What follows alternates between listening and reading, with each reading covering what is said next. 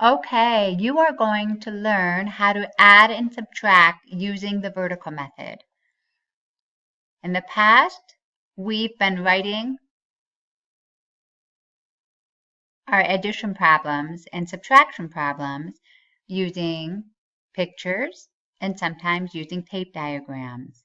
And here is a model of that. I'm going to read this word problem to you, and then we're going to see how Maya and Braden solve the word problem. This is a little bit of review. In the morning, Miss Johnson picked 23 strawberries. In the afternoon, she picked 10 more. In the evening, she picked 1 more. How many strawberries did Miss Johnson pick in all? Now, as you see over here, Maya drew a picture. She labeled it M for morning, and she drew 23 circles.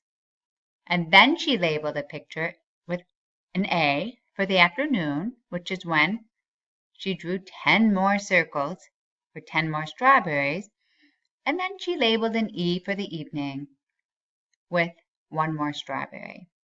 And Maya will get the right answer, but that takes a lot of time drawing all of those circles out for each strawberry. Braden used a tape diagram, and he drew 23 with an M down below, labeling that for morning.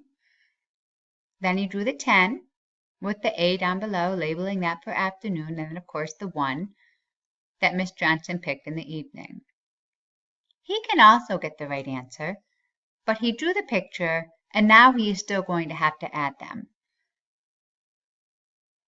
Braden used a tape diagram. Maya used a picture to draw. Now they both will get the answer of 34. If you look here, the addition problem is across the page. 23 plus 10 equals 33. And 33 plus 1 equals 34. This was Braden's method, and he wrote his addition problems across the page. Now another way to solve the problem is using the vertical way. One thing I want to make sure I point out to you is when you use the vertical way, you always line them up in the correct place value. So I have 23, I have 2 10s and 3 1s. I am adding, there's my addition sign, I'm adding 1 10 and 0 1s. Imagine a line right here that goes down below to separate my 1s column and my 10s column. So when I'm adding the vertical way, I always start on the right-hand side. And I would add 3 plus 0, and I would get the answer 3. Then I would come over to my 10s column, and I would add 2 plus 1 is 3, because 2 10s plus 1 10 is 3 10s. Okay? That is an example of using the vertical way with addition. We're going to move on and solve another one. This is another addition problem. First thing I would do when I'm writing them out is I would make sure that they're lined up the way that mine are. I've got my 4 1s and my 3 1s. They are above and below each other. So I would always start in the right-hand column like I mentioned before. 4 plus 3 is 7. Then I would jump over to my 10s column and I would add 6 plus 1 is 7. Now we're going to subtract using the vertical method. Once again, I make sure that they're lined up. This time I'm subtracting. There's my subtraction sign. I would take 7 minus 5 is 2. Then I move over to my 10s column, and 7 minus 2 is 5.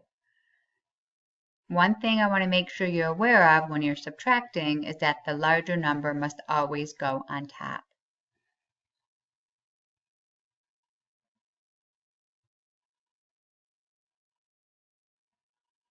Here's another subtraction problem using the vertical method. Once again, I start on the right-hand side. 9 minus 0 is 9.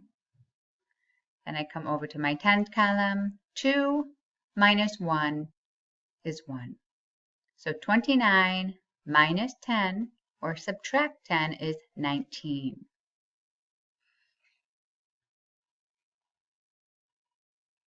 We're going to do one more together, and I want you to think about what belongs here. This is subtraction using the vertical method. Tomorrow, you are going to give me 3 examples of subtraction problems. Is my larger number on top? Yes. Are they lined up correctly? They are. My ones are in my one column, my tens are in my tens column. 7 minus 1 is 6. I would write 6 below right there. 6 minus 3 is 3. I would write 3 below there. So my answer to this problem would be, I'm going to draw it in for you. 7 minus 1 would be 6. And 6 minus 3 is 3. The answer is 36. Okay, tomorrow you are going to be solving these on your own, and we're going to be working on word problems. Thanks for listening.